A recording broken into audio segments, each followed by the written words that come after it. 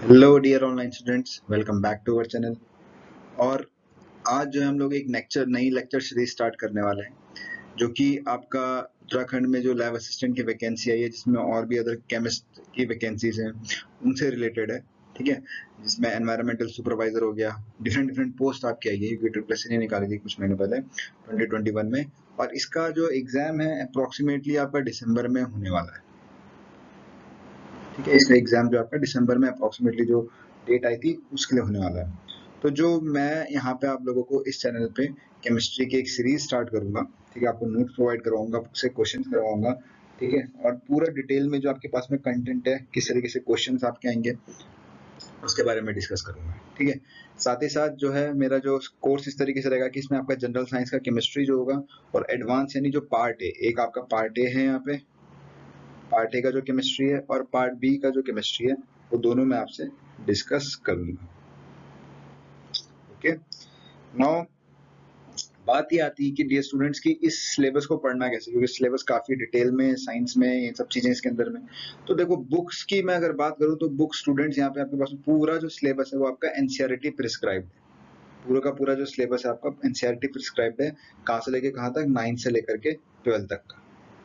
ठीक है, 9th to 12th का पूरा सिलेबस आपका प्रिस्क्राइब्ड है। लेकिन ऐसा भी नहीं कि पूरा डिटेल में, तो आपको एनसीईआरटी बुक्स को तो फॉलो करना ही करना है। एनसीईआरटी तो आपको फॉलो करनी ही करनी है, क्योंकि मोस्टली वहां से आएगा। अब जो कि ट्रिपल एससी का एग्जाम है, तो इसके अंदर में उस तरीके के एक क्वेश्चन तो नहीं आएंगे जैसे कंपटीशन में। जैसे अगर हम बात करें 12th के बाद में आपका नीट हो गया या जेई हो गया, इस तरीके के एग्जाम्स में आते हैं। यहाँ पे जो थोड़ा फैक्ट्स बेस्ड क्वेश्चन आएंगे। तो फैक्ट्स बेस्ड क्वेश्चन को पहचानने का तरीका कैसे होगा, सबसे पहले हम लोग देखेंगे कि प्रीवियस ईयर में किस तरीके से क्वेश्चन आ रखे हैं। तो प्रीवियस ईयर की क्वेश्चन की स्ट्रैटेजी के बेसिस पे हम लोग पूरा अपना प्रिपरेशन को शुरू करेंगे। ठीक है, ये हम लोगों का पूरा वो रहेगा। मतलब इस तरीके से हम लोगों का पूरा एक पैटर्न चलेगा इस सीरीज में, कि केमिस्ट्री को अच्छे से समझे, और ताकि आप लोग इस पूरे सिलेबस में अपनी ग्रिप बना सकें। ठीक है, तो स्टार्ट करने से पहले मैं आप लोगों से पूरा पहले सिलेबस डिस्कस कर लूं। तो जैसे कि पार्ट ए का सिलेबस है, तो जैसे मैटर हो गया, डेफिनेशन ऑफ मैटर हो गया। तो ऐसा है कि ऐसा तो जरूरी नहीं कि आपके पास कोई सिलेक्टेड सिलेबस है, आपको पूरा का पूरा आपको पढ़ना है ना, ये सारी चीजें आपको पढ़नी है। ठीक है, जैसे मोल कॉन्सेप्ट हो गया, नेचर ऑफ मैटर हो गया, ये पार्ट ए का सिलेबस है। पार्टिकल नेचर हो गया, है ना, जैसे बेसिक यूनिट्स हो गई, मोल कॉन्सेप्ट हो गया, आपका स्ट्रक्चर ऑफ एटम हो गया, केमिकल सब्सटेंस बिहेवियर हो गया, एसिड बेस लाइफ हो गया, सेकंड चैप्टर है जैसे आपका क्लास 10th का केमिकल रिएक्शंस हो गई, टाइप ऑफ केमिकल रिएक्शन हो गई, मेटल नॉन मेटल हो गया। This is one is very important chapter. ठीक है, in terms of metal non metal बहुत इंपॉर्टेंट चैप्टर है, क्योंकि यहाँ से क्वेश्चन आपका बनेगा ही बनेगा। तो कुछ चीजें जैसे प्रिडिक्टेड है, वो चीजें आनी आनी है ना, जैसे ये। तो ये पूरा का पूरा आपका 9th-10th का हो गया, ये पूरा सिलेबस आपका 9th-10th का है। इसके अलावा अगर हम लोग देखें तो जो यूनिट 2 भी है, तो ऐसा नहीं होगा कि मैं आपको सिर्फ यूनिट ए ही वो कराऊंगा, मैं दोनों को इंटरलिंक कराऊंगा। जैसे पहला चैप्टर आपके पास में some basic concepts of chemistry, structure of atom हो गया, क्लासिफिकेशन ऑफ एलिमेंट हो गया, पीरियोडिसिटी। तो जैसे पीरियोडिसिटी आपके पिछले उसमें भी है, तो उसको भी हम देखेंगे। उस तरीके से सम बेसिक कॉन्सेप्ट में आपका पार्ट ए में भी है, जैसे आपको मोल और मोल कॉन्सेप्ट हो गया, तो वो हम लोग यही लिंक करेंगे। ठीक है, तो सिलेबस उन्होंने इस तरीके से इसको बना रखा है कि 9th-10th का सीबीएसई का सिलेबस उठाया और उसके इंट्रोड्यूस करवा दिया, लेकिन ये सारा आपस में क्या इंटरलिंक्ड है। ठीक है, केमिकल बॉन्डिंग हो गया, तो जैसे इसमें तो बहुत सारी सीरीज हमारे चैनल पे चल भी रही है, जैसे केमिकल बॉन्डिंग की चल रही है ना। केमिकल बॉन्डिंग आप फॉलो कर सकते हैं, जो हम लोग ने स्टार्ट किया है यहाँ पे ना। तो अभी इसमें कोवलेंट बॉन्ड का ज्यादा, हम लोग ने आयनिक बॉन्ड स्टार्ट किया, तो आप आयनिक बॉन्ड तो मैंने पूरा पढ़ा दिया, आप देख सकते हो उसके अंदर में किस तरीके से। बाकी कोवलेंट बॉन्ड वगैरह की चीजें, स्टेट्स ऑफ मैटर हो गए, तो स्टेट्स ऑफ मैटर में हमने पूरा डिस्कस करना है, सॉलिड लिक्विड गैस भी करना है। और यहाँ पे आपके पास में बेसिकली उन्होंने गैसेस स्टेट्स की बात कर रखी है, अलग गैसेस वाला चैप्टर है आप लोग का। साथ ही साथ इक्विलिब्रियम हो गया, थर्म हो गया। जैसे इक्विलिब्रियम से क्वेश्चन बनना ही बनना है आपका। कुछ एक ऐसे पार्ट है जहाँ से क्वेश्चन आपके बनेंगे, जैसे जैसे this one is very important chapter आपका, है ना, ये वाला बहुत इंपॉर्टेंट चैप्टर है। स्ट्रक्चर ऑफ एटम में आपके पास में रेडियो एक्टिविटी से आपका मेनली क्वेश्चन बनेगा ही बनेगा। यहाँ पे हम लोग रेडियो एक्टिविटी को भी यहीं पे डिस्कस करेंगे हम लोग, है ना। तो ये चीजें जैसे यहाँ पे लॉज है आपका, लॉज को लेकर के लिए। तो आपको मैं सिर्फ इतना सजेस्ट करूंगा, जितनी मेरी वो है, आप अदर स्टेट्स के एग्जाम्स के क्वेश्चन देखिए और इसको देखिए, तो आपको खूबहू इस तरीके का सिलेबस आपको मिल जाएगा। तो आप फॉलो कीजिए एग्जाम्स को, क्वेश्चंस को ऑनलाइन आपको काफी मिल जाएगा, और हम भी प्रोवाइड कराएंगे अपने चैनल पे। तो आप लोग चैनल से बने रहिए, ठीक है, आपको कोई दिक्कत नहीं आएगी यहाँ से इस तरीके की। तो ये फर्दर और है आपके पास में। अब देखिए, जो ये यहाँ पे एनवायरमेंटल केमिस्ट्री है, मैं आपको बता दूं 101% यहाँ से क्वेश्चन बनना ही बनना है, ये वाला यहाँ से क्वेश्चन बनेगा ही बनेगा। और जो मैं ईवीएस की सीरीज चलाऊंगा, अगर अलग से एनवायरमेंटल सीरीज की मैं एक सीरीज चलाऊंगा, तो आप कर सकते हो। Apart from that, organic chemistry में मैंने कुछ चीजें बता दी है, जैसे ये इंडक्टिव इफेक्ट के बारे में डिस्कस कर चुका हूं अपने चैनल में, एरोमेटिसिटी हमारी चली रही है, तो थोड़ा आप बेसिक वगैरह वहां से भी आप पढ़ सकते हो। बाकी डिटेल में इस चैप्टर में पढ़ेंगे ही पढ़ेंगे।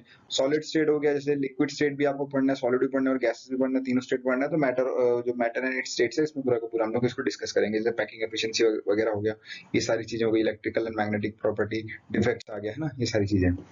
नेक्स्ट आएगा अपना सोल्यूशन, है ना। सोल्यूशन तो आपको पढ़ना ही पढ़ना है, इसमें कंसंट्रेशन ऑफ सोल्यूशन पढ़नी है आपको, तो कंसंट्रेशन, मोलारिटी ये सारी चीजें हमें जाननी है ना। कोलिगेटिव प्रॉपर्टी वगैरह होगी, पेपर प्रेशर और हेनरीज लॉ वगैरह, ये सब चीजें हमें जाननी है। अगेन जो एक चीज मैं आपको बता दूं, यहाँ पे जो सबसे इंपॉर्टेंट चैप्टर है वो आपका केमिकल काइनेटिक्स रहने वाला है। यहाँ से आपके पास क्वेश्चन आएगा ही आएगा, क्योंकि मैंने जितना भी देखा है फर्स्ट ऑर्डर और सेकंड ऑर्डर के जो एग्जाम्स इस तरीके से वेटर प्रेस ने करा रखे, तो वहाँ पे उन्होंने एक क्वेश्चन डाल रखे। अभी रिसेंटली जो आपका फॉरेस्ट गार्ड का एग्जाम हुआ था कुछ टाइम पहले, फॉरेस्ट इंस्पेक्टर था, उसमें भी आपका केमिकल काइनेटिक्स से क्वेश्चन आया था ऑर्डर ऑफ रिएक्शन को लेकर। Apart from this is one of important chapter, extraction of metals. Ores के बारे में पूछ सकता है, तो अभी से आप तैयार हो जाइए। आपको चार्ट मिल जाता है तो चार्ट को लगा दीजिए, आपकी जो स्टडी टेबल है वहाँ पे देखिए कि मिनरल और ओर्स क्या होते हैं, किसका और क्या है, कौन सा किस में वो है, आपको सारा का सारा याद होना चाहिए, क्योंकि ये आएगा ही आएगा। पी ब्लॉक एलिमेंट्स है, पी ब्लॉक एलिमेंट्स में ग्रुप 15 में डिस्कस कर चुका हूं अपने चैनल में, आप देख सकते हैं वहाँ पे मैंने ग्रुप 15 की प्रॉपर्टी स्टार्ट कर दी। इसी तरीके से ग्रुप 16, 17, 18 तो वो चलाऊंगा, लेकिन यहाँ पर मैं उससे रिलेटेड क्वेश्चन यहाँ पर डिस्कस करूंगा।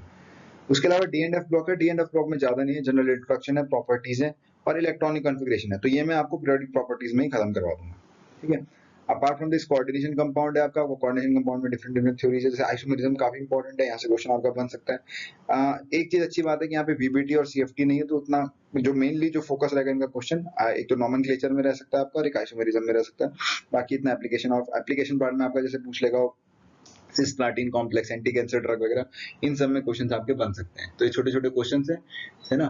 पूछ सकता है कि नेचुरल साइनोकोबालामिन के बारे में पूछ सकता है, वो भी आपका एक कोऑर्डिनेशन कॉम्प्लेक्स है। हीमोग्लोबिन के बारे में पूछ सकता है, कोऑर्डिनेशन कॉम्प्लेक्स है। तो इस तरीके से क्वेश्चन आपको बन सकते हैं यहाँ से, ठीक है। बाकी आपका हाइड्रोजन और हेलोजन में तो प्रिपरेशन वगैरह से इतना कुछ मेरे ख्याल में क्वेश्चन उतना वो नहीं रहेगा। हाँ, लेकिन जैसे डीडीटी, फ्रेऑन्स और आइडोफॉर्म है, इसके बारे में ज्यादा डिटेल में क्वेश्चन आपसे पूछ सकते हैं, क्योंकि एप्लीकेशन पार्ट है और पेपर जो होना है आपका, पेपर में सिलेबस बहुत ज्यादा सिलेबस। और प्रोबेबिलिटी ये है कि आपके पास में जो क्वेश्चन बनेंगे वो मोस्टली, मेरा जो वो कहता है इंस्टिंक्ट कहता है, और जो मेरी इतने महीने की स्टडी कहती है इन एग्जाम्स को लेकर के लिए, वो ये कहती है कि एप्लीकेशन पार्ट में ज्यादा वो डिटेल में डिस्कस करेगा आपसे, ठीक है। उसी तरीके से ऑर्गेनिक का पार्ट हो गया 12th का, ये पूरा ऑर्गेनिक है, तो इसको भी हम देखेंगे इसी तरीके से।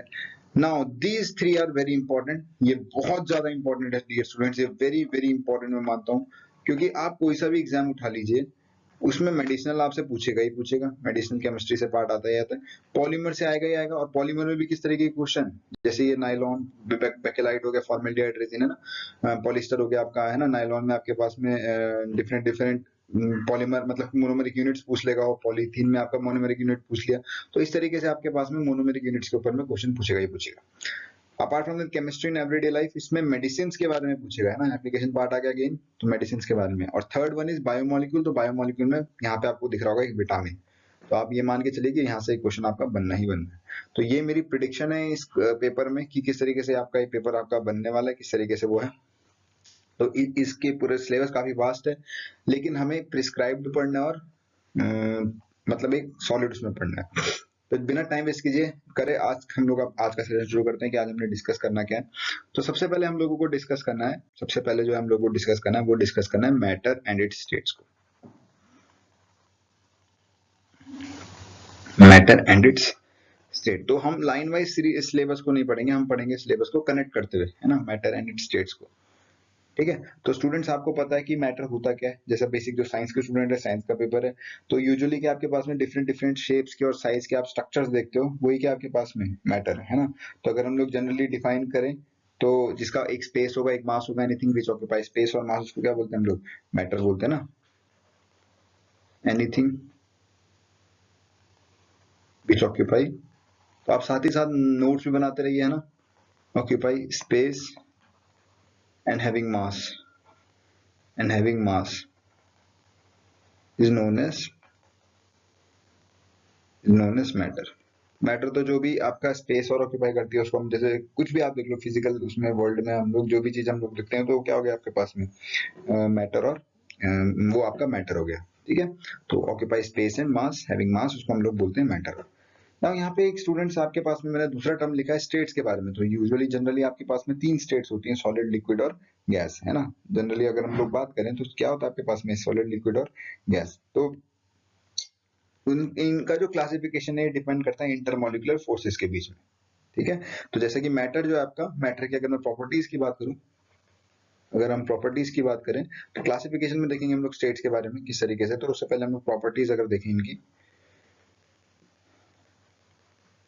तो प्रॉपर्टीज की अगर मैं बात करूं आपके पास में, तो क्या होता है कि ये बहुत स्मॉल पार्टिकल से मिलके बनते हैं, है ना, जिसको हम बाद में चल के एटम बोलते हैं। तो किससे बने होते हैं आपका, very small, made up of very small particles. किससे मिलके बनते हैं आपका, वेरी स्मॉल पार्टिकल, बहुत छोटे पार्टिकल्स का आपका ये बने होते हैं, ठीक है।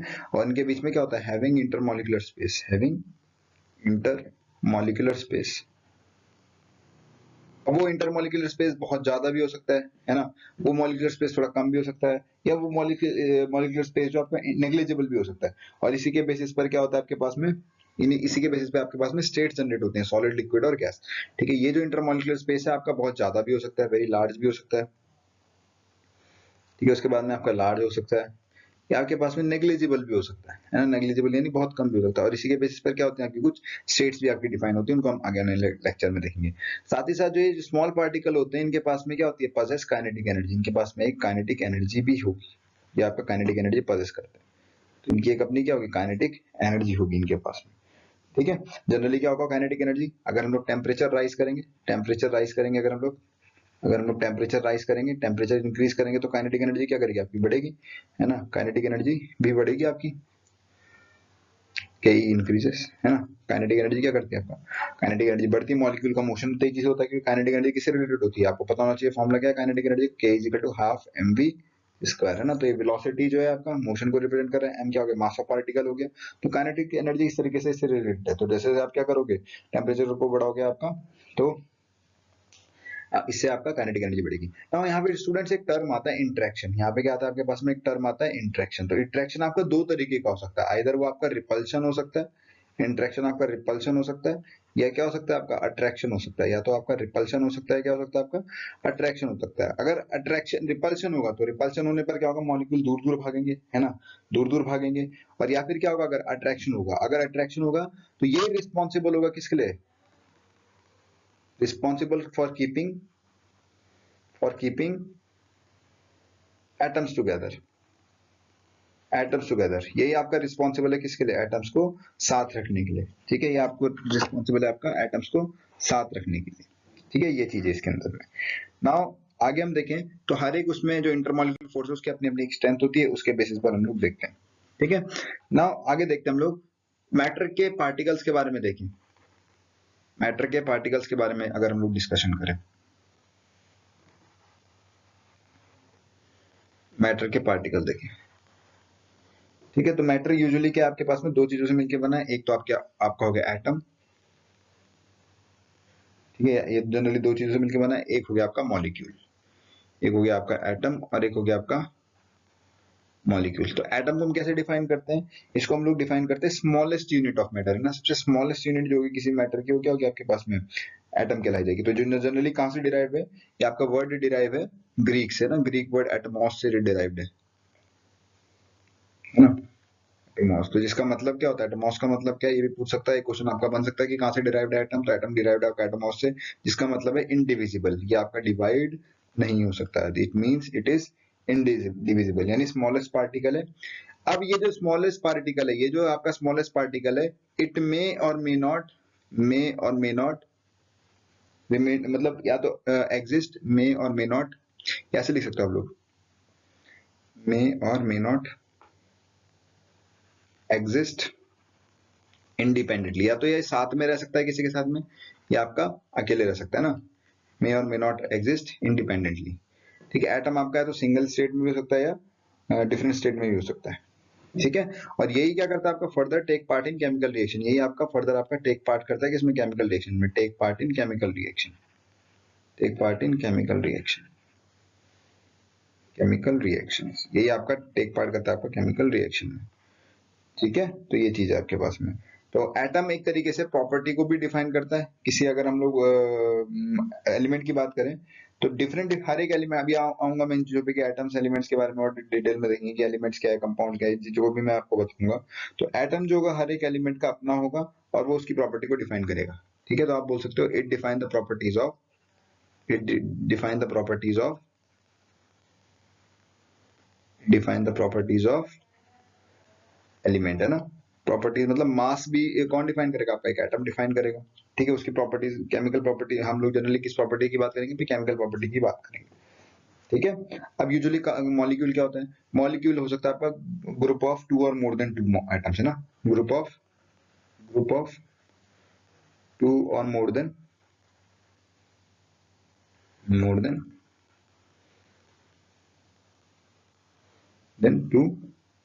Molecule atom, sorry.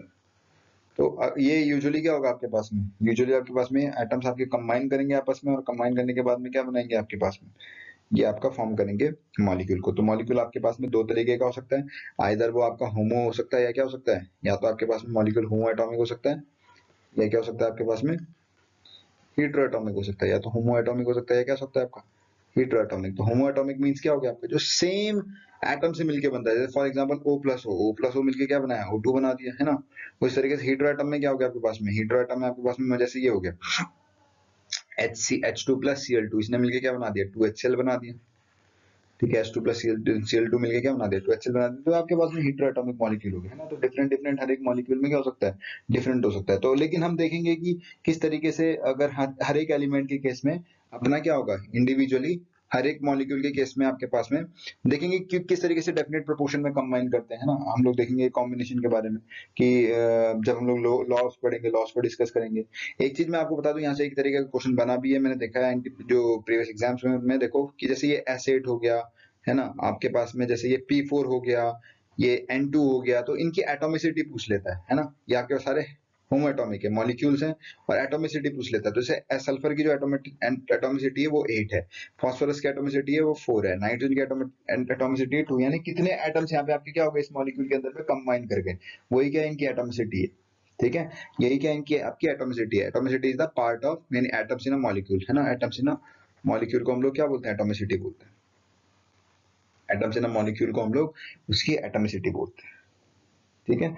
नाउ आगे बढ़ते हैं हम लोग, नेक्स्ट जो हम लोग डिस्कस करेंगे स्टेट्स ऑफ मैटर। तो स्टेट्स ऑफ मैटर बोल सकते हैं हम लोग, दोबारा लिख देता हूं यहाँ पे, स्टेट्स ऑफ मैटर। तो स्टेट्स ऑफ मैटर में अगर हम लोग देखें तो 3 बेसिक स्टेट है, सॉलिड, लिक्विड और गैस। अब स्टूडेंट्स ऐसा है कि मैं इसको एक एक करके डिफरेंशिएट नहीं कराऊंगा, जैसे कि आप लोग सिलेबस में मैंने आपको बताया कि सारी चीजें आपस में इंटरकनेक्टेड है। तो इंटरनेट कनेक्ट करते हुए हम लोग एक चीज को पढ़ते हुए जाएंगे। जैसे फॉर एग्जांपल आज का जो हमारा डिस्कशन रहेगा वो सॉलिड स्टेट के ऊपर में रहेगा, जो कि आपका क्लास 12 का पहला चैप्टर है, ठीक है। क्लास 12 का जो पहला चैप्टर है that is your solid state, और हमारा डिस्कशन यहीं से शुरू होगा, ठीक है। तो जो बेसिक डिफरेंस है, बेसिक डिफरेंस आई होप आप सभी ने पढ़ रखे होंगे। जैसे फॉर एग्जांपल हम लोग देखें तो जो सॉलिड स्टेट होते हैं, सॉलिड स्टेट में क्या होता है आपके पास में, एटम्स क्लोजली पैक्ड होते हैं। मैंने बताया कि इंटरमॉलिक्यूलर स्पेसिस में क्या होगा, बहुत नेग्लिजिबल होगा, इंटरमॉलिक्यूलर फोर्सेस क्या होंगे, बहुत स्मॉल होगी। तो क्या होगा इनका इनका जनरली आपके पास में डेफिनेट मास होता है, डेफिनेट मास होता है, डेफिनेट वॉल्यूम होता है ना। डेफिनेट वॉल्यूम होगा आपके पास में, शेप होगा आपके पास में, एक फिक्स शेप होगा आपके पास में। उसके बाद में आपके पास में वेरी स्मॉल इंटरमॉलिक्यूलर फोर्सेस होंगी, वेरी स्मॉल या नेग्लिजिबल इंटरमॉलिक्यूलर फोर्सेस होंगी। आज का जो हमारा डिस्कशन है स्टार्ट होगा यहीं से, सॉलिड स्टेट से। वेरी स्मॉल इंटरमॉलिक्यूलर फोर्सेज होगी आपके पास में, है ना। उसी तरीके से आपके पास में वाइब्रेशन होगा मॉलिक्यूल में, बट इतना ज्यादा नहीं होगा, यानी अपनी फिक्स अपनी इनकी पोजीशन क्या रहती थी, position of constituting particle, position of constituent particle remain fix. Particles, constituent particles का मतलब क्या है, एटम्स, मॉलिक्यूल्स, आयंस, है ना। एटम्स हो सकता है आपका, मॉलिक्यूल्स हो सकते हैं, और आयंस हो सकते हैं। ये फिक्स रहेगी, ये फिक्स रहेगी आपकी, इनमें आपका मोशन होगा लेकिन बहुत कम होगा, बहुत माइन्यूट होगा, है ना। हाई डेंसिटी होगी, यहाँ पे लिख देता हूँ मैं, हाई डेंसिटी होगी आपके पास में, हाई डेंसिटी रहने वाली है, हाई मेल्टिंग पॉइंट रहने वाला है। एक स्टोन देख लीजिए आप, है ना, एक सॉलिड है तो उनका मेल्टिंग पॉइंट, एक मेटल देख लीजिए कोई सा भी आप, वो क्या आपका सॉलिड है ना। तो ये आपके पास में इनकम्प्रेसिबल होंगे, है ना। जब इंटरमॉलिक्यूलर फोर्सेस आपकी कम है तो आप यहाँ पे लिख सकते हो कि इनकम्प्रेसिबल, यानी आप इनको कंप्रेस नहीं कर सकते। कंप्रेशन होगा लेकिन वो इतना ज्यादा नहीं हो पाएगा कि आपको साइज चेंज होता हुआ दिखाई देता है। साइज इनका फिक्स रहेगा आपके पास में, ठीक है। उसके बाद इस चैप्टर में हम लोग देखेंगे कि किस तरीके से दो टाइप के आपके पास में सॉलिड्स होते हैं, एक आपके पास में क्रिस्टलाइन हो गया और एक क्या हो गया आपके पास में एमोर्फस हो गया। उनको मैं डिटेल में आपको डिस्कस करूंगा क्योंकि वो आपका सिलेबस का पार्ट है, वहां से क्वेश्चन आपका कई बारी बन चुका है। ठीक है, तो ऐसा नहीं होगा कि पहले मैं आपको स्टेट्स ऑफ मैटर पढ़ा दूं फिर हम लोग 12th के सिलेबस पे आए, नहीं, मैं आपको सीधा चीजों को कनेक्ट करके वहां ले जाऊंगा क्योंकि सिलेबस तो आपको पूरा ही पढ़ना है।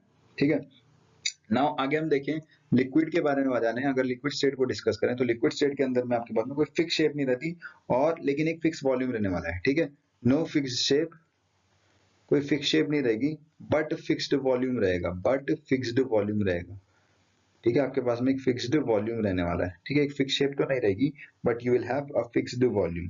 ठीक है, और आप देख सकते हो वाटर हो गया, किसी भी कंटेनर में डाल लो, है ना, आप बोल सकते हो कि ऑक्यूपाई, या ये इस तरीके से बोल सकते हो कि ये हम लोग अगर एक एक गिलास वाटर लिया मैंने, तो एक गिलास वाटर को मैंने अगर डिफरेंट डिफरेंट कंटेनर में डाला तो उसका शेप ऑक्यूपाई कर सकता हो। ठीक है, तो हम लोग क्या बोल सकते हैं, ऑक्यूपाई ये रिप्रेजेंट करता है आपको whatever be the shape of container, है ना, it can take whatever the shape of the container, whatever shape of the container. Compressible होते हैं, शेप ऑफ कंटेनर। ठीक है, साथ ही साथ इसके अंदर में अगर हम लोग देखें जनरली इनके अंदर में फ्लूइडिक प्रॉपर्टीज हैं, है ना, फ्लो कर सकते हैं, आपके पास में फ्लूइडिक होते हैं, फ्लो कर सकते हैं, है ना। अगर फ्लो कर सकते हैं तो इनके बीच में जो इंटरमॉलिक्यूलर इंटरेक्शन है बहुत कम है, बहुत नेग्लेजिबल आपके पास में इंटरमॉलिक्यूलर इंटरेक्शन है। यहाँ पे है तो इंटरेक्शन लेकिन बहुत नेग्लेजिबल है ना, बट नॉट दैट मच, है ना, intermolecular forces but not that much,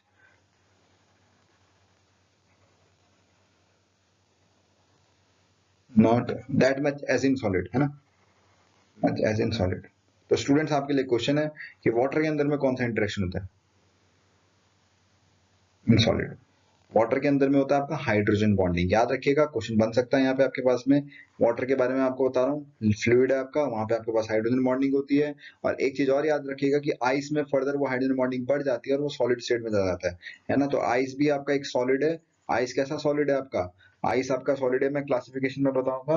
और कैसा सॉलिड है, उसके अंदर में कौन सी बॉन्डिंग प्रेजेंट है आपकी, हाइड्रोजन बॉन्डिंग, है ना। तो वाटर के अंदर में आपका जो इंटरेक्शन रहता है वो हाइड्रोजन बॉन्डिंग टाइप रहता है। क्वेश्चन बहुत इंपॉर्टेंट है और इसी वजह से हाइड्रोजन बॉन्डिंग की वजह से आपका वाटर एक पोलर नेचर का भी है, एक पोलर नेचर का भी है। तो इस चीज को भी आप लोग ध्यान रखिएगा। 3-4 क्वेश्चन मैंने आपको एक साथ बता दिए, हाइड्रोजन बॉन्डिंग है इसमें अंदर वाटर में आपके पास में, और वो फर्दर आपकी एक्सटेंसिव हो जाती है हाइड्रोजन बॉन्डिंग, तो आइस में कन्वर्ट हो जाता है ना। और यहाँ पे आपके पास में आइस और लिक्विड, आइस और वाटर में मैं अगर आपको डिफरेंशिएट बता दूं तो सॉलिड आपका जो आइस है वो एक सॉलिड है ना। और वाटर आपका क्या, एक लिक्विड है, वाटर आपका एक लिक्विड है ना, वाटर आपका एक लिक्विड है। और इस चीज में एक चीज और मैं आपको बता दूं कि आपके पास में जैसे आइस है, आइस में आपकी मोबिलिटी नहीं होती क्योंकि सॉलिड है, लेकिन लिक्विड में मोबिलिटी होती है, यानी मॉलिक्यूल आपके मोबाइल होते हैं, है ना। तो यहाँ पे आपके पास में एक पॉइंट और लिख लीजिएगा आपका, तो मोबिलिटी ऑफ कॉन्स्टिट्यूएंट पार्टिकल्स, मैं कॉन्स्टिट्यूएंट पार्टिकल्स को पूरा नहीं लिख रहा हूँ, सीपी लिख के चलूंगा मैं। कॉन्स्टिट्यूएंट पार्टिकल्स में क्या होती है, मोबिलिटी होती है ना। तो ये सब चीजें आपके पास में डिफरेंशिएशन की है, किसको लेकर के लिए, सॉलिड, लिक्विड और गैस को लेकर के लिए। अब गैस के बारे में अगर हम लोग देखें तो गैस को आपको पता है, no shape, no fix volume, no shape, ये तो बचपन में पढ़ लेते हैं सब, है ना। No fixed volume, no shape, no fixed volume and shape, आपके पास में कोई फिक्स वॉल्यूम और शेप नहीं होता है। आप देखते भी होंगे कि आप कहाँ पे देख सकते हो आप लोग। तो अगर हम लोग देखें अपने सराउंडिंग में देखें, एयर, एयर आपके पास में बेस्ट वॉल्यूम है ना। एयर आपका क्या, आपके पास में एक बेस्ट वॉल्यूम है, एयर आपका एक बेस्ट वॉल्यूम है ना। तो जैसे यहाँ पे आपके पास में फिक्स्ड वॉल्यूम था, तो इनका कोई फिक्स्ड वॉल्यूम नहीं है, कंटेनर का शेप और साइज दोनों ऑक्यूपाई कर सकते हैं, है ना। ये कंटेनर का शेप और साइज वो फिक्स ऑक्यूपाई कर सकते हैं। साथ ही साथ आपके पास में नो इंटरमॉलिक्यूलर फोर्सेस, है ना, इनके बीच में कोई इंटरमॉलिक्यूलर फोर्सेस नहीं है, no intermolecular forces, intermolecular forces, intermolecular forces, कोई ऐसी इंटरमॉलिक्यूलर फोर्सेस नहीं है इसमें। ठीक है, तो इस तरीके से आप लोग इनको देख सकते हो। फ्लूइडिक नेचर इनका भी है ना, क्योंकि क्या कर सकते हैं, कंप्रेसिबल भी है आपके पास में, हाईली कंप्रेसिबल है, कंप्रेस कर सकते हो आप गैस को, है ना, हाईली कंप्रेसिबल, क्योंकि मॉलिक्यूल दूर दूर है, मॉलिक्यूल आपका दूर दूर है, तो कंप्रेसिबल नेचर का भी है। लिक्विड भी आपका कंप्रेसिबल होता है लेकिन सॉलिड से ज्यादा कंप्रेसिबल है और गैस से कम कंप्रेसिबल है, तो कंपैरेटिवली अगर हम लोग स्टडी करें। ठीक है, तो ये चीजें हैं आपके पास में। और इनके बीच में अगर हम लोग देखें तो इंटरमॉलिक्यूलर फोर्सेस हैं लेकिन बहुत वीक रहती है, one two one interaction type रहता है ना। तो इनके पास भी कौन सी प्रॉपर्टी होती है, फ्लूइडिक प्रॉपर्टी इनकी भी होती है ना, फ्लूइडिक प्रॉपर्टी इनके में भी होती है, फ्लूइडिक प्रॉपर्टी यानी फ्लो कर सकते हैं ये। तो देखा भी होगा आप लोगों ने, डिफ्यूजन की मदद से कौन सा प्रोसेस होता है, अगर हम रूम में अगरबत्ती जला देते हैं और एक जगह से दूसरी जगह आपका फ्रेग्रेंस फैल गई, तो फ्रेग्रेंस क्यों फैली है? वहां पे प्रॉपर्टी आपके पास में डिफ्यूज होने की, तो that is known as diffusion, है ना। ये आपके पास में डिफ्यूजन, तो इनके पास में प्रॉपर्टी होती है कि डिफ्यूजन कॉज कर सकते हैं। तो ये कुछ बेसिक से वो थी 3 स्टेट्स के बारे में। अपार्ट फ्रॉम दिस आपके पास में 2 और स्टेट्स होती हैं, एक होती है आपके पास में प्लाज्मा और एक होती है आपके पास में अदर टू, है ना। ये भी आपके पास में other two, that is your one is your plasma, एक तो आपके पास में प्लाज्मा है और दूसरी कौन सी आपके पास में बोस आइंस्टीन कंडेंसेट, है ना, Bose Einstein condensate, Einstein condensate. ठीक है, तो स्टूडेंट्स एक चीज मैं आपको क्लियर कर दूं, मैं पूरा एक प्योर केमिस्ट हूँ, प्योर मैंने केमिस्ट्री पढ़ी है इस चीज को लेकर के, तो मैं आपको पूरा तरीके से गाइड कराऊंगा, ना कोई ऐसा रटने वाला हिसाब किताब बताऊंगा कि ये रट लो ये रट लो, कितना रट पाओगे। साइंस एक समझने वाला सब्जेक्ट है और ऊपर से केमिस्ट्री, तो समझना या तो करना ही करना, लेकिन समझना बहुत जरूरी है। तो मैं ऐसे काम नहीं करूंगा आप लोगों के साथ में कि आपको सारी चीजें रटनी पड़े, मैं आपको हर एक चीज के पीछे रीजन बताऊंगा। तो प्लाज्मा को अगर हम लोग देखते हैं, तो प्लाज्मा में सबसे पहले अगर आपके पास में एग्जाम्पल रहता है, तो आपके पास में एक बहुत हाई एनर्जेटिक पार्टिकल के लिए की वजह से ऐसा होता है ना, high energy state of particle की वजह से अटेन होता है, higher energy state of particle की वजह से ये अटेन होता है। तो सबसे बेसिक आपने देखा होगा कि जो गैस होती है आपकी, है ना, गैस को अगर हम लोग क्या करते हैं, गैस को अगर हम लोग हाई टेम्परेचर में देखेंगे तो हाई टेम्परेचर में ग्लो करने लग जाती है कुछ, उनमें चार्ज जनरेट होने लग जाता है। तो जो स्टेट आई है आपकी वो इलेक्ट्रिसिटी हाई पोटेंशियल की वजह से, है ना। अगर हम बल्ब में देखें, बल्ब जो होते हैं आपके नियॉन के बल्ब होते हैं, तो उनमें अगर हम क्या करते हैं, ये ट्यूब है हमारी, इसको हमने कनेक्ट कर दिया पोटेंशियल से, हाई पोटेंशियल से। तो आपने सुना भी होगा कैथोड रे एक्सपेरिमेंट के बारे में, है ना। कैथोड रे एक्सपेरिमेंट में उन्होंने 10 टू द पावर 4 वोल्ट का पोटेंशियल लिया था, 10 टू द पावर 4 वोल्ट में लेने पर वो ग्लो करने लग गई थी जिंक सल्फाइड की स्क्रीन। तो ये होता है कि कोई भी गैस है, तो वो गैस क्या करती है, आपका हाई पोटेंशियल पे ग्लो करने लग जाती है, क्योंकि अपनी हायर एक्साइटेड स्टेट में चली गई। गैस के जो पार्टिकल्स है वो अपनी हायर एक्साइटेड स्टेट में चले गए, और जब वो हायर एक्साइटेड स्टेट में चले जाते हैं, तो उसके बाद क्या करने, वो एनर्जाइज होगा, और उस एनर्जाइज होने की वजह से वो लाइट इम्पार्ट करने लग जाते हैं। और यही चीज हम लोग ट्यूबलाइट्स वगैरह में भी देखते थे। ठीक है, सबसे इंपॉर्टेंट चीज है आपके पास में और कहाँ देखा जाता है इस तरीके का, वो सन में, है ना। सन में आपके पास में, वहां पर भी आपके पास में कौन सी स्टेट जनरेट होती है, आपकी प्लाज्मा स्टेट जनरेट होती है सन में, स्टार्स में। तो आप बोल सकते हो सन एंड स्टार्स का जो ग्लो है वो किसकी वजह से, इसी वजह से, हाई एनर्जी पार्टिकल्स की वजह से। तो ये स्टेट है जो आपकी अचीव होती है, that is because of high energy states. तो हाई एनर्जी स्टेट्स कैसे आपकी अटेन हो सकती है, एक तो आप अटेन करवा सकते हो हाई पोटेंशियल से, हाई पोटेंशियल से आप अटेन करवा सकते हो। ये क्वेश्चन बन सकता है आपका डिस्चार्ज ट्यूब के अंदर में, डिस्चार्ज ट्यूब के अंदर में आपके पास में high potential low pressure, high potential low pressure, low pressure होता है आपका गैस का, और दूसरा क्या होता है आपके पास में, हाई टेम्परेचर होता है ना। तो ट्यूबलाइट्स में जो फिलिंग होती है आपके पास में लो प्रेशर और हाई टेम्परेचर पे होती है, जिस वजह से क्या कर सकता है वो अपनी प्लाज्मा स्टेट को अटेन कर सकते हैं। ठीक है, नाउ आपके पास में अगली जो स्टेट है, अगला जो इसके अंदर में वो ये है बोस आइंस्टीन। तो ये बहुत बेहतरीन कहानी है, आपके पास में एक बहुत फेमस साइंटिस्ट है कोलकाता के, that is S N Bose, Satyanarayan Bose. Kolkata Presidency College से उन्होंने स्टार्ट किया था, लेक्चरर थे, प्रोफेसर थे अपने। और उसके बाद उन्होंने एक रिसर्च पेपर लिखा, एक रिसर्च पेपर लिखा एक रिसर्च पेपर लिखा सर एल्बर्ट आइंस्टीन को, है ना। सब लोग जानते हैं सर एल्बर्ट आइंस्टीन को, सर एल्बर्ट आइंस्टीन को, जिन्होंने फोटो इलेक्ट्रिक इफेक्ट भी दिया था। ये भी एक क्वेश्चन आपका बन सकता है, जिन्होंने आपका फोटो इलेक्ट्रिक इफेक्ट भी दिया था, है ना। क्या डिस्कवर किया था 1905 में इन्होंने फोटो इलेक्ट्रिक इफेक्ट के बारे में दिया था, और जिसके लिए इनको नोबेल प्राइज भी मिला था। तो 4 रिसर्च पेपर आए थे इनके 1905 में, इसीलिए आपका 2005 को हम लोग साइंस की एक सेंचुरी भी मान के मनाया गया था। 1905 में इनके 4 रिसर्च पेपर थे, उनमें से एक था आपका फोटो इलेक्ट्रिक इफेक्ट, जिसके लिए इनको नोबेल प्राइज भी मिला था। ये भी आपका एक क्वेश्चन यहाँ से बन सकता है। ठीक है, ये चीज आप लोग याद रखिएगा। ठीक है, हालांकि ये अपनी थ्योरी ऑफ रिलेटिविटी की तरफ ज्यादा उनका मन था, उसको चाहते थे कि वो इतना ज्यादा फेमस हो, लेकिन इस तरीके से हुआ। लेकिन एस एन बोस ने क्या किया 1930s में, आई थिंक 1918 से 1930s के बीच में इन्होंने एक रिसर्च पेपर लिखा, और वो रिसर्च पेपर पहुंचा सर एल्बर्ट आइंस्टीन के पास में, और इन्होंने इनको अपने पास बुलाया, और इन्होंने काम किया स्टैटिस्टिकल थर्मोडायनेमिक्स में, एक ब्रांच है केमिस्ट्री की, फिजिकल केमिस्ट्री की, जिसको हम बोलते हैं स्टैटिस्टिकल थर्मोडायनेमिक्स के बारे में। और जहां पे हम लोग क्या करते हैं, अरेंजमेंट ऑफ पार्टिकल्स, जैसे बोसॉन्स हो गया, फर्मियंस हो गया, नॉन फंडामेंटल जो पार्टिकल्स हैं आपके, उनके अरेंजमेंट को देखते हैं। ठीक है, और उन्होंने बताया कि अगर हम लोग क्या करते हैं, ये जो गैस है, स्टैटिस्टिकल थर्मोडायनेमिक्स में इन्होंने काम किया दोनों ने मिलके, और इन्होंने बताया कि अगर जो गैस है, गैस को हम सुपर कूल कर दें, यानी कूलिंग, ठंडा कर दें एकदम हम लोग गैस को, यानी एयर पार्टिकल्स को हम लोग एक्सट्रीमली कूल कर दें, ठीक है, लो डेंसिटी पर ले जाएं, तो आपकी ये वाली स्टेट आपकी अचीव हो सकती है। ठीक है, इस चीज को याद रखना। ओके, और एक्चुअली दो साइंटिस्ट हुए 2001 में, इन्होंने तो ये बताया था कि आपके पास में गैस को कूल करना है, और कूल करने के बाद में आपके पास में ये स्टेट आपकी अचीव होने वाली है। ठीक है, तो एक्चुअली हुआ कि 2001 में दो साइंटिस्ट हैं, ठीक है, यूएस के, याद रखिएगा, जिनको नोबेल प्राइज भी मिला है फिजिक्स के अंदर में 2001 में। अभी फिर बता रहा हूँ, यूएसए के दो साइंटिस्ट हैं, लिख लीजिए इनको आप, ठीक है, याद रखना। एक हुए आपके पास में वॉल्फ्गैंग, लिख लीजिए, वॉल्फ्गैंग केटेरी, ठीक है, वॉल्फ्गैंग केटेरी,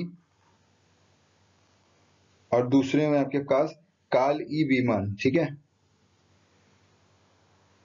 कार्ल ई वीमान। 1901 में यूएस के दो साइंटिस्ट हुए, इन दोनों को नोबेल प्राइज मिला है इस स्टेट को अचीव कराने के लिए, नोबेल प्राइज। तो पहले तो ये आपके पास में बोसाइंस्टीन जो कंडेंसेट है, वो ये स्टेट अचीव कराने के लिए, यानी इतना कूल टेम्परेचर ले जाने के लिए, 1/10 आई थिंक इतना कुछ रेशियो था टेम्परेचर को कूल कराने का। तो जो इन दोनों को ये नाम याद रख लीजिए, Wolfgang W Ketterle and Carl E Wieman. Wieman and Ketterle को 2001 में यूएस के हैं, दोनों के दोनों नोबेल प्राइज मिला है इस स्टेट को अचीव कराने के लिए। तो ये इंपॉर्टेंट बात है, इसके लिए कई बार पूछ सकता है कि सन में कौन सी स्टेट पाई जाती सकती है, तो आप बता सकते हो प्लाज्मा क्यों पाई जाती है, क्योंकि वहां पे आपके पास में गैस है और हाई टेम्परेचर है ना, प्लाज्मा को लेकर के ये क्वेश्चन आपका बन सकता है, ये चीज है। तो ये तो था हम लोगों का बेसिक इंट्रोडक्शन के बारे में कि क्या क्या चीजें क्या होती हैं आपके पास में। ठीक है, नाउ आज जो है हम लोग डिस्कस करेंगे आगे, दैट इज सॉलिड स्टेट। मैंने जैसे आपको बताया था, ठीक है, सॉलिड स्टेट मैंने आपको बताया था, लेकिन मैं चाहता हूँ कि आपके पास में जितना भी कंटेंट है एक तरीके से पहुंच जाए, और जितनी छोटी छोटी चीजें रहेंगी आपकी, मैं उनको साथ में लेते आऊंगा। ठीक है, जो छोटे छोटे टर्म आपके पास में एक स्टेट से दूसरे स्टेट में जो कन्वर्जन लास्ट में जब आप लोग को जब मैं तीनों चीजें पढ़ा दूंगा, तो उसके बाद में हम लोग डिस्कस करेंगे कि किस तरीके से पूरा का पूरा डिफ्यूजन प्रॉपर्टी होगी, जैसा इंटर कन्वर्जन हो गया है ना, छोटे छोटे टर्म में जब आपके पास में वो आएंगे, उनको हम लोग आगे चल के डिस्कस करते रहेंगे। ओके, तो चलिए आज शुरू करते हैं हम लोग सॉलिड स्टेट को। तो सॉलिड स्टेट बेसिकली क्या है, स्टेट ऑफ मैटर है जिसमें आपके पास में सारे एटम्स क्लोजली टुगेदर रहते हैं ना। तो क्या है आपके पास में states of matter, state of matter in which all atoms are closely packed, जिसमें सारे के सारे एटम क्या होते हैं आपके क्लोजली पैक्ड होते हैं through intermolecular forces, through intermolecular forces,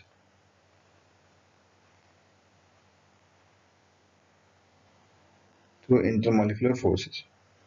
ठीक है, और इसके बारे में पहले बता चुका हूं आप लोगों का कि इनके पास में रिजिडिटी होती है, एक टर्म है आपके पास में, इनके पास में नो डिफ्यूजन है ना, नो डिफ्यूजन। डिफ्यूजन समझ लीजिए होता क्या आपका, डिफ्यूजन का मतलब क्या है स्टूडेंट्स, डिफ्यूजन का मतलब है movement of particle from higher concentration to lower concentration, है ना।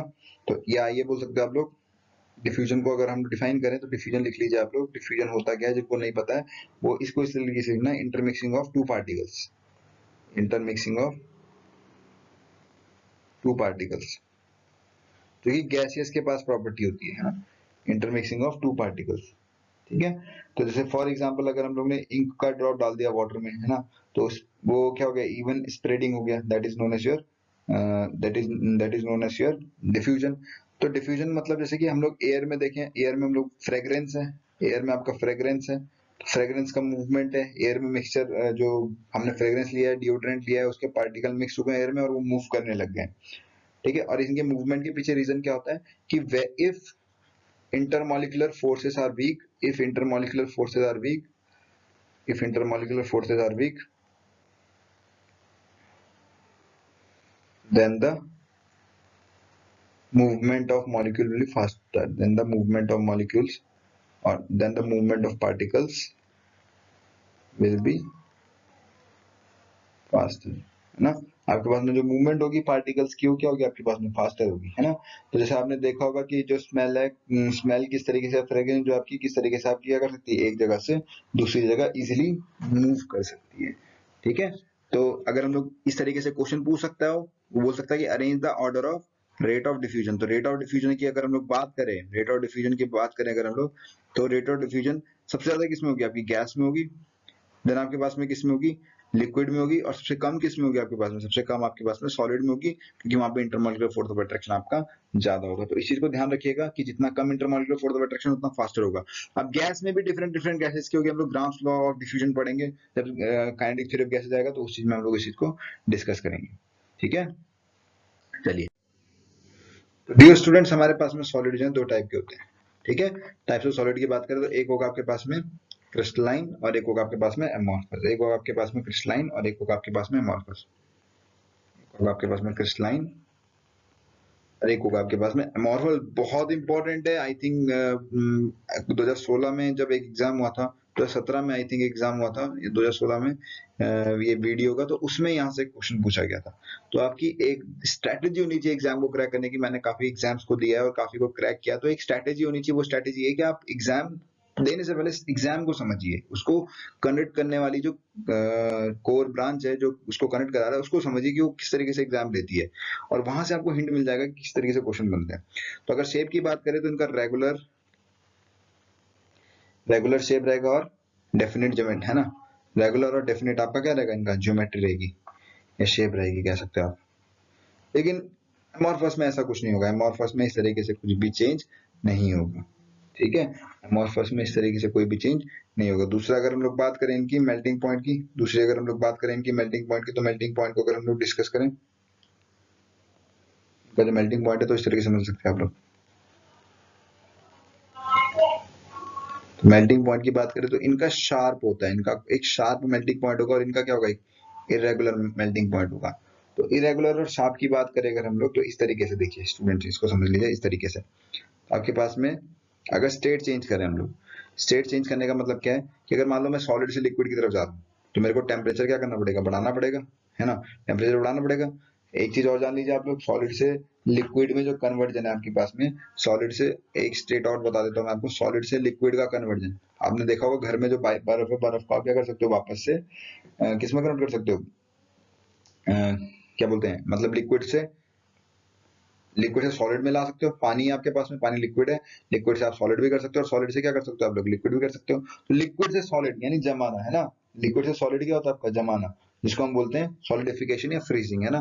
क्या बोलते हैं हम लोग, फ्रीजिंग या सॉलिडिफिकेशन, है ना, फ्रीजिंग या सॉलिडिफिकेशन बोलते हैं हम लोग, सॉलिडिफाई कर रहे हैं।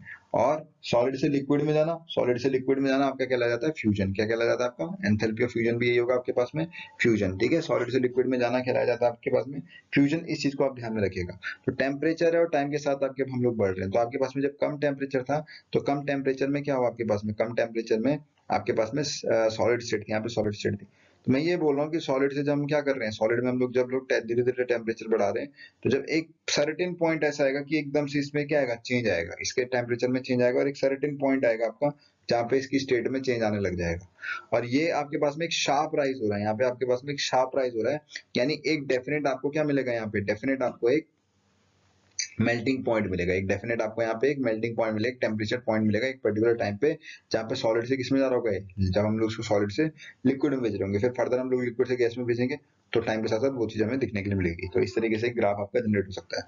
अगर इरेगुलर मेल्टिंग पॉइंट की बात करें, तो इरेगुलर मेल्टिंग पॉइंट किस तरीके से होता है, वो इस तरीके से होता है कि आपके पास में यहाँ पे टेम्परेचर है, टेम्परेचर, और यहाँ पे क्या आपके पास में टाइम कर्व है, टाइम हम लोग देख रहे हैं इस एक्सिस में। तो अगर हम लोग इस चीज को इस तरीके से समझें कि जो आपके पास में अगर सॉलिड था, सॉलिड से लिक्विड में जा रहा है, तो टाइम के साथ साथ ऐसे जाएगा, है ना, इस तरीके से जाएगा आपका। ये आपके पास में हीटिंग कर्व हो गया, है ना, फिर कूलिंग कर्व आता है, वो अलग चीज है। तो यहाँ पे अगर हम लोग देखें, तो यहाँ पे आपके पास में जो पॉइंट आएगा आपका अगर आपके पास में पॉइंट आएगा, तो ये आपके पास में एक ओवर वाइड रेंज का पॉइंट आ रहा है, वाइड रेंज का आपको टेम्परेचर दिख रहा है। अगर वाइड रेंज का टेम्परेचर दिख रहा है, तो इसका मतलब क्या है, ये इसका कोई एक शार्प मेल्टिंग पॉइंट नहीं है। तो पूछ सकता है कि क्रिस्टलाइन सॉलिड में और एमोर्फस में जो शार्प मेल्टिंग पॉइंट है किसका हो सकता है, तो याद रखिएगा शार्प मेल्टिंग पॉइंट आपका क्रिस्टलाइन सॉलिड्स का होगा। ठीक है, आप इसको इस तरीके से समझ सकते हो इस ग्राफ को। ये तो मैंने आपको कौन सा कर्व कराया, वो आपको कराया मैंने सॉलिड से हम लोग किस में जा रहे हैं, लिक्विड से। वो आपका हीटिंग कर्व था, लेकिन मैं इसको कूलिंग कर्व की फॉर्म में ला सकता हूँ, इस तरीके से दिखा सकता हूँ मैं, इस तरीके से दिखा सकता हूँ। ये मान लो आपके पास में क्या था, यहाँ पे आपके पास में टेम्परेचर, और ये क्या आपके पास में टाइम है। तो यहाँ पे आपके पास में सॉलिड लिक्विड था, और लिक्विड से मैं किस में आ रहा हूँ, सॉलिड, लिक्विड से मैं आ रहा हूँ सॉलिड पे। तो आप सॉलिड में जब मैं आऊंगा, यहाँ पे मान लो सॉलिड है आपका, तो एक पर्टिकुलर पॉइंट है जहाँ पे आपके पास में टेम्परेचर क्या हो रहा है, ट्रांजिएंट, इसको बोलते हैं ट्रांजिशन टेम्परेचर। ये आपका कौन सा टेम्परेचर है, ट्रांजिशन कॉज कर रहा है, ट्रांजिशन टेम्परेचर, तो इस टेम्परेचर पे ये किससे गया आपका, इस टेम्परेचर पे आपका लिक्विड से सॉलिड पर आया है। तो जब लिक्विड से सॉलिड पर आया है तो इसमें एक शार्प चेंज आ रहा है, और शार्प चेंज को हम लोग नोट करें एक पर्टिकुलर पॉइंट पर, इसी पॉइंट को हम बोलते हैं मेल्टिंग पॉइंट। इसी को हम क्या बोलते हैं, मेल्टिंग पॉइंट। उसी तरीके से अगर मैं इसका हीटिंग कर्व बनाऊंगा, यानी सॉरी कूलिंग कर्व बनाऊंगा, ये आपका कूलिंग कर्व है। कौन सा कर्व है, आपका कूलिंग कर्व है। तो अगर कूलिंग कर्व बनाऊंगा तो क्या होगा आपके पास में, ये इजीली आपका इस तरीके से शो करेगा, टेम्परेचर टाइम के साथ साथ इस तरीके का कर्व जनरेट होता हुआ दिखेगा। तो यहाँ पे भी आपको वाइड रेंज ऑफ टेम्परेचर देखने के लिए मिलेगा, वाइड रेंज ऑफ टेम्परेचर देखने के लिए मिलेगा आपको आपको एक वाइड रेंज ऑफ टेम्परेचर देखने के लिए मिलेगा। ठीक है, तो राइटिंग समझ में नहीं आएगी तो, लेकिन वर्ड्स जो है मैं साथ साथ बोल रहा हूँ। नेक्स्ट है इसके पास में आपके पास में, अगर हम लोग बात करें थर्ड पॉइंट जो है हीट ऑफ फ्यूजन की बात करें, तो मैंने आपको बताया फ्यूजन का मतलब क्या है। फ्यूजन का मतलब जो है आपके पास में किस तरीके से अभी आपका सॉलिड जो है लिक्विड में कन्वर्जन, सॉलिड और जो है लिक्विड में कन्वर्जन, है ना। तो अगर हम लोग बात करें तो इनका क्या होता है, they have definite heat of fusion. जब इनका मेल्टिंग पॉइंट शार्प है तो इनका हीट ऑफ फ्यूजन भी क्या होगा, they have definite heat of fusion. हम लोग क्या बोलते हैं इसको, डेफिनेट हीट ऑफ फ्यूजन बोलते हैं। तो जैसे हम लोग सॉलिड से लिक्विड में कन्वर्ट कर रहे हैं तो कितना अमाउंट ऑफ उसको एनर्जी देनी पड़ेगी, एक मोल के सब्सटेंस को, वही क्या उसका हीट ऑफ फ्यूजन है। इनमें ऐसा नहीं होता, they do not have definite heat of fusion. तो डिफरेंसेस पे बहुत अच्छा क्वेश्चन बन सकता है, जो मेरी समझ कहती है, इनको हम बोलते हैं। अगला पॉइंट देखेंगे हम लोग, कटिंग विद शार्प टूल्स, है ना, cutting with sharp tools, sharp tools. तो शार्प टूल से अगर हम लोग कट कर रहे हैं तो ये इजीली क्लीवेज हो जाएगा ना। ठीक है, ये क्या शो करते हैं, can show cleavage, can show clean cleavage, can show clean cleavage, clean cleavage का मतलब क्या है कि आपने देखा होगा पनीर को जब हम लोग काटते हैं तो पनीर को काटने पर क्या होता है, वो इजीली क्या कर जाता है, दो पीसेस में कट आउट हो जाता है। अगर हम लोग देखें तो अगर एक पनीर को हम लोग कट कर रहे हैं तो उसको हम क्या कर सकते हैं, इजीली बीच से क्लीव कर सकते हैं, तोड़ सकते हैं, इजीली हम दो इक्वल पीसेस में तोड़ सकते हैं। ठीक है, तो और उनके सरफेस में भी कोई चेंज नहीं आएगा। तो यानी क्लीन क्लीवेज का मतलब क्या है कि प्लेन सरफेस रहना, कोई इरेगुलरिटी नहीं आना, है ना। रेगुलर सरफेस रहना या प्लेन सरफेस रहना, कोई इरेगुलरिटी नहीं आना।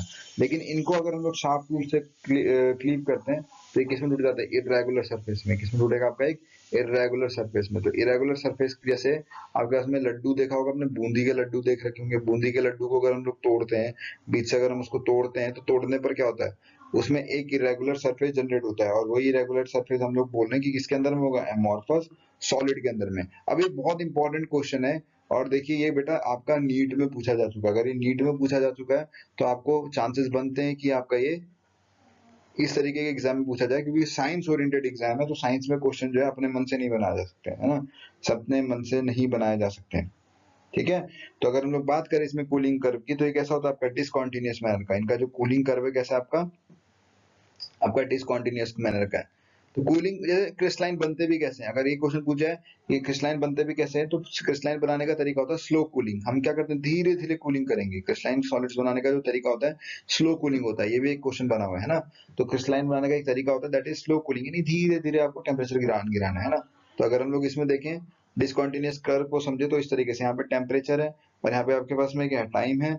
तो एक तरीके से शार्प मेल्टिंग पॉइंट वाला वही उसी तरीके का कर्व है ना। तो धीरे धीरे हम क्या कर रहे हैं, इसको धीरे धीरे टेम्परेचर को डाउन कर रहे हैं। तो ए पॉइंट से बी जाने पर टेम्परेचर में थोड़ा कम चेंज आया, लेकिन उसके बाद क्या हुआ, धीरे धीरे आपका शार्प डिक्रीज हुआ है। तो पहले तो इनिशियली बहुत डिक्रीज हुआ है, फिर उसके बाद में क्या आपके पास में इस तरीके से दिखाइए इसको, ए से बी की तरफ जा रहा हूँ तो एक थोड़ा स्टेडी चेंज आएगा, फिर एकदम से आपका टेम्परेचर गिरने लग जाएगा टाइम के साथ साथ। इसमें देखें अगर हम लोग, तो अगर यहाँ देखें तो यहाँ पे आपके पास में टेम्परेचर है और आपके पास में टाइम है। इसमें जो कर्व आएगा आपके पास में टाइम के साथ साथ कूलिंग कर्व, वो एक इरेगुलर कर्व जनरेट होगा, एक रेगुलर कर्व नहीं है।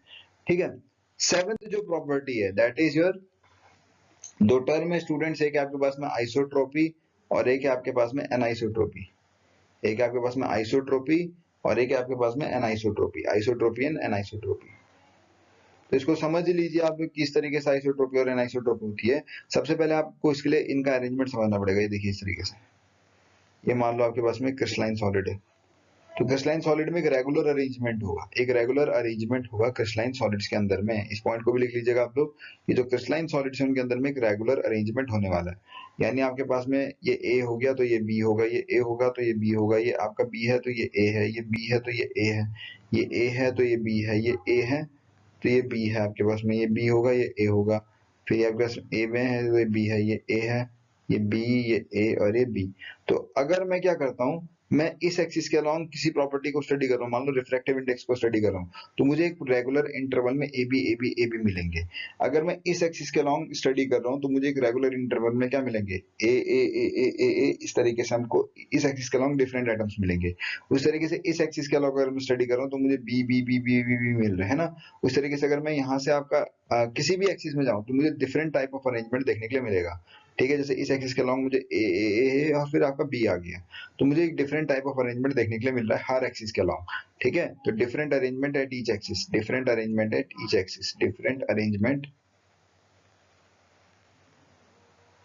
At each axis, at each axis. तो हर एक एक्सिस में क्या है मेरे पास में एक डिफरेंट अरेंजमेंट है। तो अगर डिफरेंट अरेंजमेंट होगा तो प्रॉपर्टीज भी क्या आएंगी मेरे पास, डिफरेंट आएंगी। जैसे आपके पास में थर्मल कंडक्टिविटी हो गई, थर्मल कंडक्टिविटी की बात करें, थर्मल कंडक्टिविटी हो गई आपके पास में, रिफ्रैक्टिव इंडेक्स हो गया, रेजिस्टेंस हो गया, रिफ्रैक्टिव इंडेक्स हो गया, रेजिस्टेंस हो गया, है ना। देखेंगे क्या क्या होता है आपके पास में। तो ये सारी क्या होंगी आपकी डिफरेंट होगी, क्योंकि हर एक एक्सिस में क्या आपके पास में डिफरेंट है। लेकिन और इसी आपका ये एक चीज और याद रखिएगा कि यहाँ पे आपके पास में एक जो है रेगुलर अरेंजमेंट है, एक पर्टिकुलर फॉर्म में क्या आपका पूरा का पूरा अरेंजमेंट अवेलेबल है। ठीक है, पर्टिकुलर फॉर्म में आपके पास में एक रेगुलर मैनर में आपके पास में अरेंजमेंट अवेलेबल है, किसमें, आपका क्रिस्टलाइन सॉलिड्स के अंदर में। अगर हम इनकी बात करें तो इनको अगर हम लोग इस तरीके से देखें तो आपके पास में अरेंजमेंट इस तरीके का है। आपके पास में कोई रेगुलर अरेंजमेंट तो है नहीं, यहाँ पे कोई रेगुलर अरेंजमेंट तो है नहीं, इस तरीके से आपके साथ साथ में। ठीक है, बनाइएगा आप इनको, सॉरी। तो आपके पास में ए है तो बी है, ये ए है, फिर आपके पास ए आ गया तो बी आ गया, ये ए फिर आपका ए हो गया। ठीक है, ये बी इस तरीके से, मतलब कोई पर्टिकुलर अरेंजमेंट नहीं है आपके पास में, है ना, कुछ भी हो सकता है यहाँ पे आपके पास में। एक चीज मैं आपको बता दूं ऐसे करके। ठीक है, तो अगर हम देखें तो इस एक्सिस के अलावा कुछ और अरेंजमेंट है, इधर भी ऐसे ही है, लेकिन ओवरऑल क्या होता है, हमें ओवरऑल जो भी प्रॉपर्टी है हर एक एक्सिस में कैसे दिखेगी, सेम दिखेगी, है ना। तो आपके पास में जो इसका एग्जांपल है, जैसे इसमें ये कैसा होगा आपका, ये तो आपके पास में एनाइसोट्रॉपिक था, ये कैसा होगा बेटा आपका एनाइसोट्रॉपिक होगा। यहाँ पे आपके पास सारी प्रॉपर्टी सेम दिखेंगी, सेम दिखेंगे। तो आइसो, आइसो मतलब सेम, है ना, और ट्रॉपी मतलब प्रॉपर्टी जो रिलेटेड है इसके अलावा। ठीक है, अब यहाँ पे एक चीज, एक क्वेश्चन आपका बन रखा है, इस क्वेश्चन को आप ध्यान रखिएगा। पहले तो क्या आपके पास में एग्जांपल की बात करें तो एग्जांपल आपके पास में से आइस हो गया, यहाँ पे है ना, आइस हो गया, आपके पास में क्वार्ट्ज हो गया, है ना, आपके पास में क्वार्ट्ज हो गया, डायमंड हो गया, डायमंड हो गया। ये सारे एग्जाम्पल है किसके, ये सारे क्रिस्टलाइन के एग्जाम्पल है। इसमें हो गया तो ग्लास हो गया, ठीक है, एक ग्लास हो गया, रबर हो गया, प्लास्टिक हो गया, है ना, रबर हो गया, प्लास्टिक हो गया, ये सारे के सारे एग्जांपल, पेपर, वुड, ये सब हो गया आपके पास में। ठीक है, अब जो क्वेश्चन यहाँ पे बन रखा है बेटा वो ये है कि सिलिका की दो फॉर्म होती है आपके पास में, सिलिका डाइऑक्साइड होता है, इसकी दो फॉर्म होगी, एक होगी आपके पास में क्वार्ट्ज, एक होगी आपके पास में क्वार्ट्ज, और एक होगी आपके पास में ग्लास, है ना, एक होती है क्वार्ट्ज और एक होती है आपके पास में ग्लास। याद रखना इसको, क्वार्ट्ज भी सिलिका डाइऑक्साइड की फॉर्म है, और क्या बोलते हैं, ग्लास भी सिलिका डाइऑक्साइड की फॉर्म है। तो जो क्वार्ट्ज है आपके पास में, दिस इज बेसिकली क्रिस्टलाइन। ये कैसा होता है आपके पास में, क्रिस्टलाइन होता है। और ग्लास तो आपने देखा ही होगा, ग्लास जो है आपके पास में कैसा होता है, ये आपके पास में एमोर्फस कैसा होता है आपका, एमोर्फस ग्लास से क्वेश्चन आपका बनता है, एनसीईआरटी में गिवन है, वो आपको ध्यान में रखना है क्या बनता है मैं बताता हूँ, लेकिन याद रखना एमोर्फस वो क्वेश्चन ये बनता है कि इसको हम लोग ग्लास को सुपर कूल लिक्विड भी बोलते हैं। क्या बोलते हैं इसको हम लोग, super cooled liquid, super cooled liquid भी बोलते हैं, या इसको हम लोग स्यूडो सॉलिड भी बोलते हैं। हम क्या बोलते हैं इसका हम लोग, स्यूडो सॉलिड। स्यूडो मतलब क्या होता है, फॉल्स अपीयरेंस देने वाला, तो इसको हम लोग स्यूडो सॉलिड भी बोलते हैं। ठीक है, सुपर कूल्ड लिक्विड बोलेंगे या फिर क्या बोलेंगे इसको हम लोग, स्यूडो सॉलिड बोलेंगे। तो सुपर कूल्ड लिक्विड का मतलब क्या है, कि सुपर कूल्ड लिक्विड का मतलब ये है कि इसको एकदम से ठंडा किया करके बनाया जाता है। मैंने बताया था आपको कि अमोर्फस को एकदम से कूल करके बनाया जाता है, और स्यूडो सॉलिड कौन से होते हैं आपको, जिनको इनके इसके अंदर में प्रॉपर्टी होती है फ्लूइडिक प्रॉपर्टी। कौन सी प्रॉपर्टी होती है, फ्लूइडिक प्रॉपर्टी, फ्लूइडिक प्रॉपर्टी। तो इसीलिए इसको हम लोग स्यूडो सॉलिड बोलते हैं। ठीक है, सुपर कूल लिक्विड है, एमोर्फस है, सुपर कूल लिक्विड है, याद रखिएगा, सुपर कूल लिक्विड, एमोर्फस, और हमको पता है एमोर्फस सुपर कूलिंग से बनाए जाते हैं। स्यूडो सॉलिड होते हैं, फ्लूइडी प्रॉपर्टी होती है, फ्लूइडी प्रॉपर्टी मतलब विस्कस नेचर होता है इनका। और इसका कहाँ पे देख सकते हो आप लोग, ओल्ड बिल्डिंग्स में। कहाँ देख सकते हो आप लोग, ओल्ड बिल्डिंग्स में। तो ओल्ड बिल्डिंग्स में आपके पास में, ओल्ड बिल्डिंग्स में कैसे देखोगे, जो पुराने ओल्ड बिल्डिंग्स होते हैं उनमें जो मिरर्स लगे होते हैं, जो आपके ग्लास लगे होते हैं, विंडोज लगी होती हैं ग्लास की, उन विंडोज का बेस जो होता है वो थिक हो जाता है। उनका जो बेस है वो कैसा हो जाता है आपका, थिक हो जाता है टाइम के साथ साथ। जो ग्लास का बेस है वो थिक हो जाता है। तो ये ग्लास का बेस जो थिक हो गया वो किस वजह से हुआ, क्योंकि ये जो आपका ग्लास है क्या करता है, फ्लूइड इसके अंदर में टेंडेंसी होती है कि फ्लो कर सकता है आपका। ठीक है, तो आज के सेशन में हमने आपसे डिस्कस किया किसके बारे में, ये क्रिस्टलाइन एंड एमोर्फस के डिफरेंसेस को, इनको याद कर लीजिए। यहाँ से क्वेश्चन बनने के पूरे पूरे चांसेस हैं। इंपॉर्टेंट मैंने क्वेश्चन बता दिए जो जो बन रखे हैं आपके प्रीवियस क्वेश्चन में आ रखे हैं। नेक्स्ट के क्लास में हम लोग डिस्कस करेंगे क्लासिफिकेशन ऑफ सॉलिड्स को, फिर हम लोग लैटिस और यूनिट सेल्स के ऊपर आएंगे। ठीक है, तब तक के लिए आप लोग एनसीईआरटी को जरूर रीड कीजिए। क्लास 12 की जो एनसीईआरटी है उसे जरूर पढ़िए, कि बहुत ही इंपॉर्टेंट है, वहां से आपका क्वेश्चन बनना ही बनना है। ठीक है, मैं क्वेश्चन सीरीज लेके आऊंगा और आप हमारे टेलीग्राम से जुड़ जाइए, वहां पे भी हम लोग बाय द टाइम क्वेश्चन को अपलोड करते रहेंगे, जिससे आप लोग इजिली क्वेश्चन बैंक को सॉल्व करेंगे। ठीक है, तब तक के लिए आप लोग चैनल से बने रहिए, चैनल को सब्सक्राइब कीजिए, शेयर कीजिए, वीडियो को लाइक कीजिए, अपने सजेशंस दीजिए, अपने कमेंट्स दीजिए, ताकि हम लोग आपके लिए और भी अच्छा कंटेंट लेकर आए। साथ ही साथ इसमें और भी अदर सब्जेक्ट्स के कंटेंट्स अपलोड होने वाले हैं, तो आप लोग रेगुलर इस चैनल से बने रहिए, आपको बहुत कुछ मिलेगा यूके ट्रिपल एसएससी से रिलेटेड जो एग्जाम होने वाला है। ठीक है, thank you dear students for being with us, keep sharing our video, like, comment and subscribe. तब तक के लिए टेक केयर।